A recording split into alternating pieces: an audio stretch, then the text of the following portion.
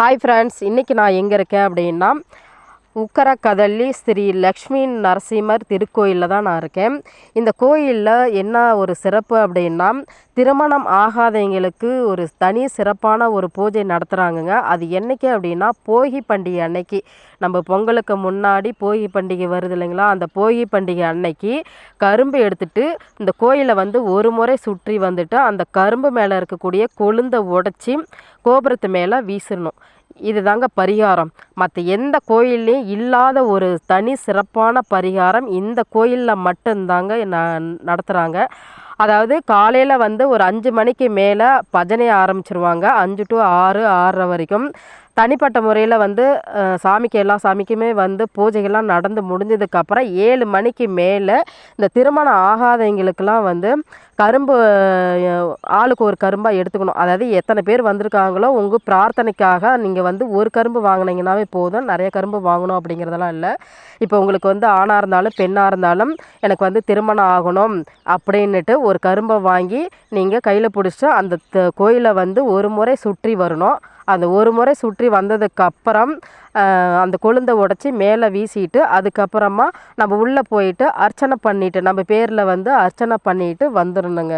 நம்ம பிரார்த்தனை வச்சுட்டு வந்துட்டோம் அப்படின்னா ஒரே ஒரு வருஷத்துக்குள்ளே அந்த நம்ம என்ன பிரார்த்தனை வச்சோமோ அதை நடந்துடும். அதே மாதிரி இது முக்கியமாக திருமணம் ஆகாதவங்களுக்கு தான் இந்த பிரார்த்தனை. ஆனால் இங்கே திருமணம் ஆகாதவங்களுக்கு மட்டும்தான் பிரார்த்தனை பண்ணணுமா அப்படின்னா அது மட்டும் கிடையாதுங்க.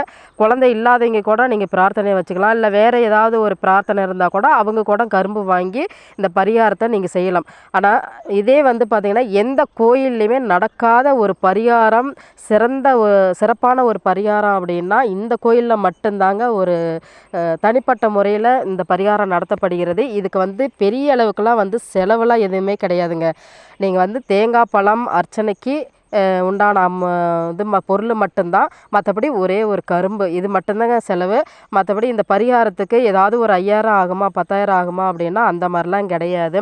நீங்கள் அர்ச்சனை பண்ணும்போது தேங்காய் பழத்தோட உங்கள் ஜாதகத்தையும் நீங்கள் வச்சு நீங்கள் கொடுத்தீங்க அப்படின்னா அவங்க பெருமாள் கிட்ட வச்சு அவங்க இந்த மாதிரி நீங்கள் என்ன பிரார்த்தனைக்காக வந்தீங்களோ அந்த பிரார்த்தனை சொல்லி உங்களுக்கு அர்ச்சனை பண்ணி கொடுத்துருவாங்க.